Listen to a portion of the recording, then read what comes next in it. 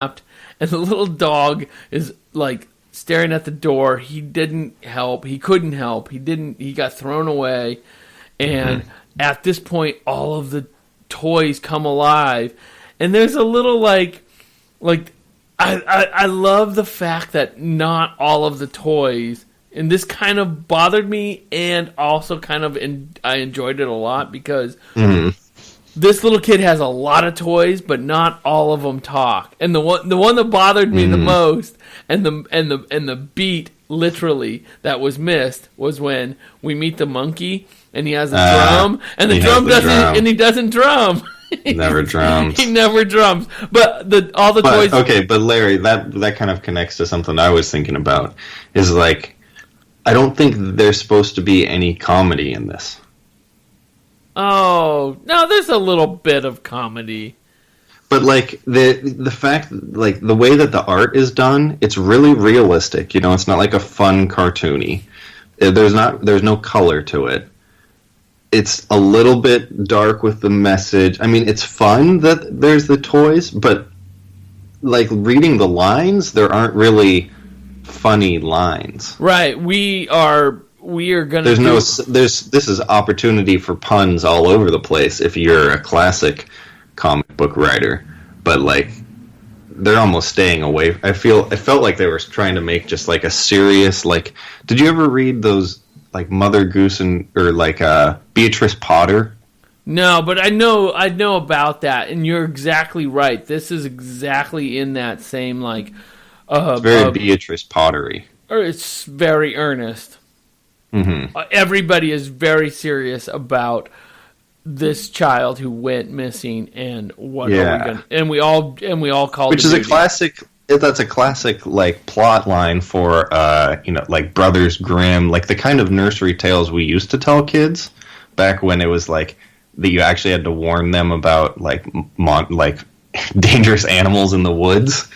And you'd be like, "Don't go out late at night, or the monster will get you." Yeah, so that is exactly right. This is in that same vein.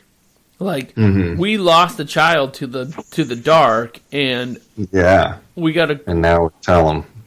And I love the fact that that's exactly what they come to do, and then they give the bear a chance to like catch his breath. Like, I'm here, I'm ready to get after this, but like give me a second, and the poor dog is a little bit shaken. Yeah, they're all like emotionally shaken up, and like they feel responsibility, and they also have I think that I liked the moment where one of the animals was like, well, we're pretty much passed down to his younger brother now, like we have responsibility to him, and really you're just thinking like, oh, what an excuse. Yeah, you're just afraid. Yeah, let's talk about the characters here. So who are the players? The Colonel is definitely a player, right? Yeah, and he's like, it's funny because he's the littlest one by far. Yeah. He's just like a green army man. But there's a pig with the coin slot, a piggy bank.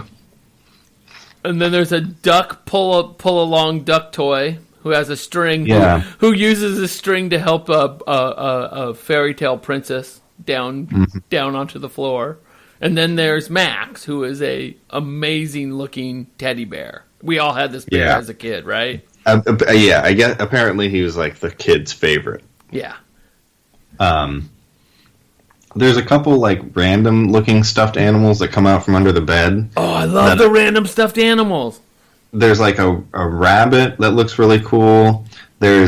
I want to say it's like a kangaroo. He's a kangaroo because he's got a little pouch. But you can only really tell because of the pouch. Like, all of these toys look like they could potentially have been made by the boy's grandmother or something like that. Well, some of them. Yeah, like she could have sewed that for him. The Army Man is like a very specific thing that you could get for like, a nickel back in the day or whatever it was. Like, all of the stuffed animals look like they were hand sewn. The piggy bank could have been like wood, and like chiseled away. Yeah, and like especially the rabbit, like the rabbit made out of what is that, houndstooth? Like that's the type of fabric. Like it's sort of a grid pattern fabric. Like we all had sock rabbit or sock monkeys. Yeah, very sock monkey. Yeah, it's a sock monkey, but made out of. And then some of these toys were bought. There's a Jack in the Box outside of the box. Outside of the box, he got out of the box, and then so all of the characters are there, and they're all discussing the battle plan. Who's going to go into there? And like James said, some of these softer, fluffier toys already are spoken for to the younger brother. But I think that's just their excuse. Like, I can't go into the dark because I already got responsibilities here with the younger brother. Hey, I got a wife and kid at home. Yeah. And then they do a little hooray, hooray.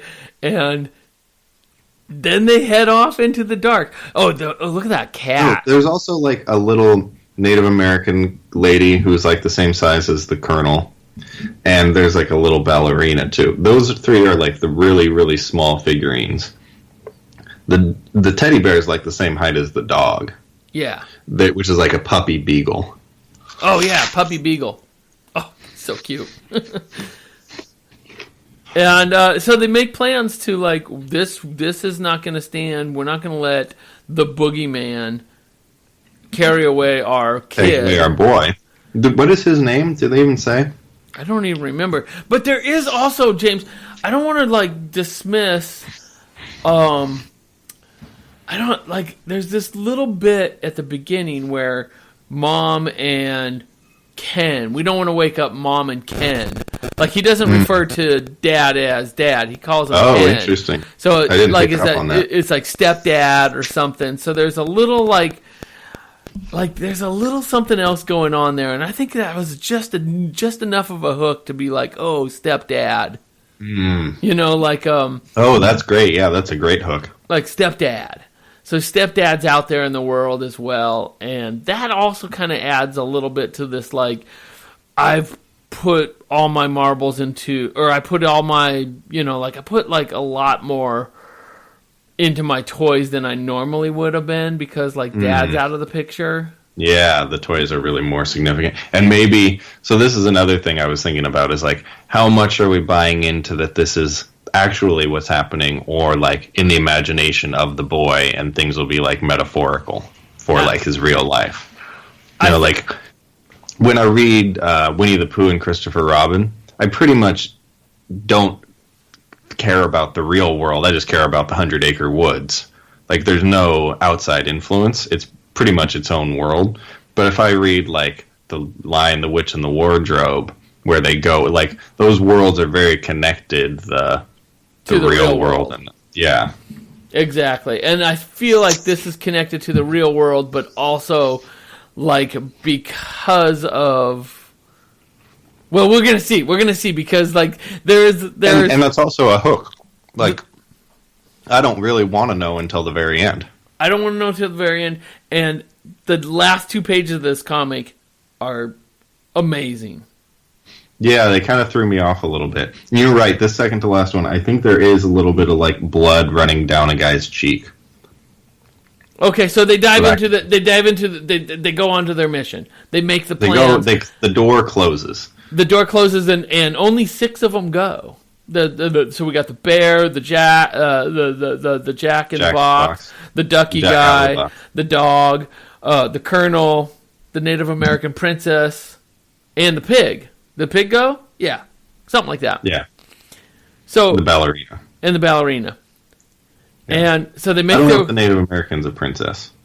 They make well, no, he calls her princess. I guess she has a couple of feathers. Oh, he did. He calls her princess. Yeah, I guess they use their names. Percy is the name of the pig. Harmony is the name of the ballerina. And Princess is the Native American. Yeah, he asked her to she's like her own woman because he asked her can I help you down, and she's like, I got it under control. Oh yeah, that's right. I'm trying to be a gentleman. I'm trying to follow the rules of the kingdom. Yeah, he is the Colonel is what he goes by.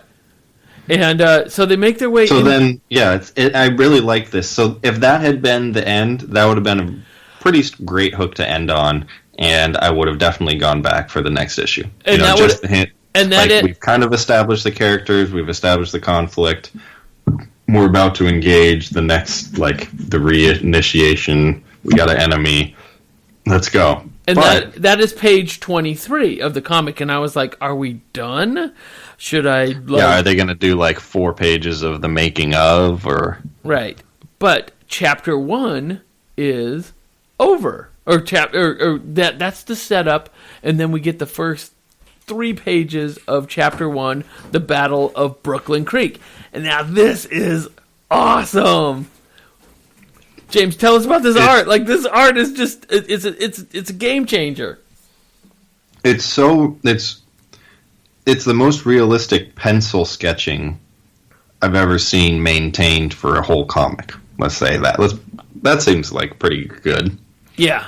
So it's a like pencil sketch. They threw a whole page on here, and it's like the D-Day landing. Like, it's on the beach. There's military guys just like not piles, but maybe like a row of dead body, 2 rows of dead bodies. Yeah. And they're all like splayed out, and you see like a landing ship on the coast, and there's barbed wire, and there's like smudging for the sky. Like, I really love this.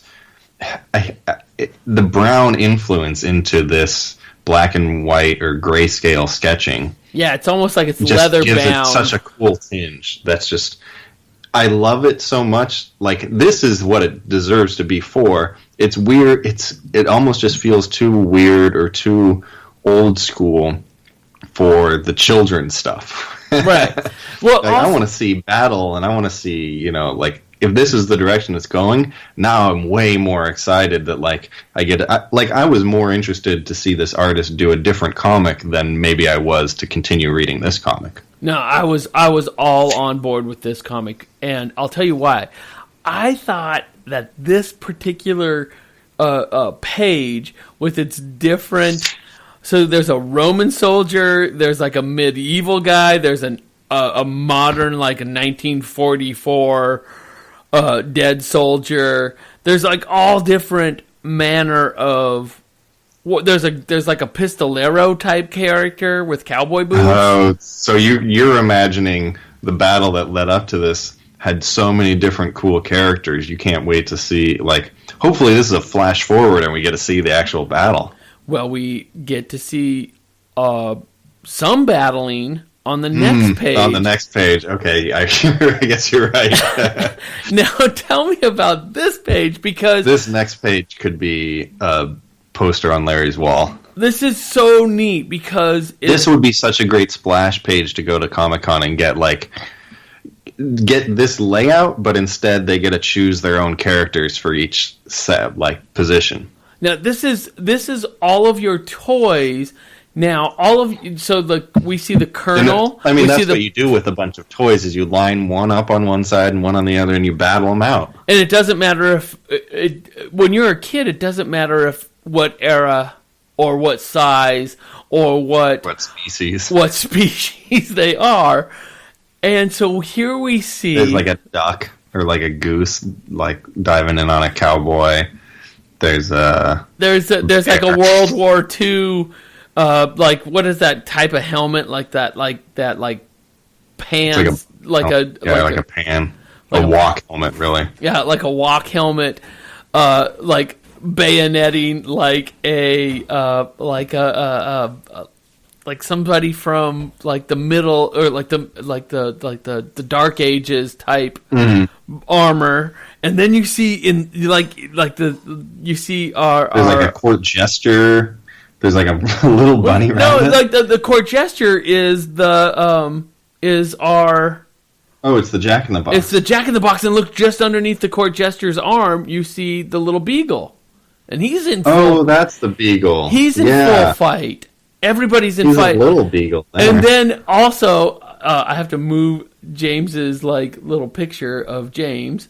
And I can see our main character, the bear. The bear, who is not a little fuzzy bear anymore. Not a teddy bear. He's a giant bear with a bow tie. He's a giant bear with a bow tie, and he is ferocious. He is ferocious. He is just slashing and gashing. Wait, so Larry, I actually want to pull you back